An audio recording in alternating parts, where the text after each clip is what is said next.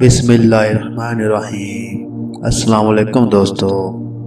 ایک تحقیق میں سامنے آیا ہے کہ استعمال شدہ کھلونوں سے متعدد ایسے ہیں جن کے دوبارہ استعمال سے بچوں کی صحت کو خطرہ ہو سکتا ہے، کیونکہ یہ کھلونے صحت کی حفاظت سے متعلق رہنما اصولوں کا پورا نہیں اترتے۔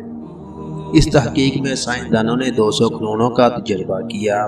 یہ کھلونے انہوں نے برطانیہ کی چند دکانوں اور نرسریوں سے جمع کیے تھے۔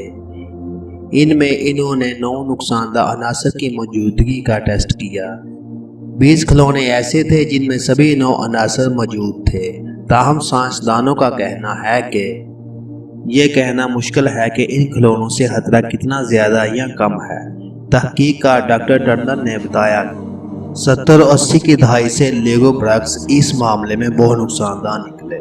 انہوں نے کہا کہ اس دور میں حفاظتی ہدایت کی بنیاد پر کھلونوں کو ٹیسٹ نہیں کیا جاتا تھا، اور اب ہم انہیں استعمال کر رہے ہیں۔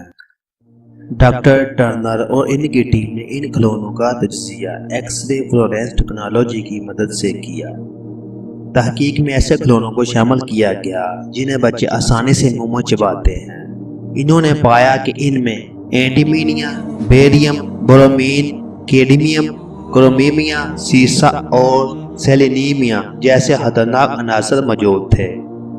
پرانے دور میں جب کھلونے بنائے جاتے تھے تو ان میں ان عناصر کی موجودگی کے بارے میں سوچا نہیں جاتا تھا، اور ان کھلونوں کے بازار میں آنے سے پہلے حفاظتی رہنما اصولوں سے متعلق ٹیسٹ نہیں کیے جاتے تھے۔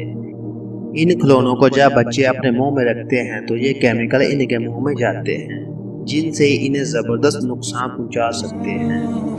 ڈاکٹر ٹرنر کی تحقیق کے مطابق سرخ، پیلی اور سیاہ پلاسٹک سے بنے کھلونوں سے زیادہ خطرہ ہو سکتا ہے۔ انہوں نے کہا کہ والدین کو ایسا لگتا ہے کہ استعمال شدہ کھلونے استعمال کرنے میں حرج ہی کیا ہے۔ انہیں لگتا ہے کہ کم از کم قریبی دوستوں اور خاندان والوں سے بچوں کے لیے پرانے کھلونے لیے جا سکتے ہیں۔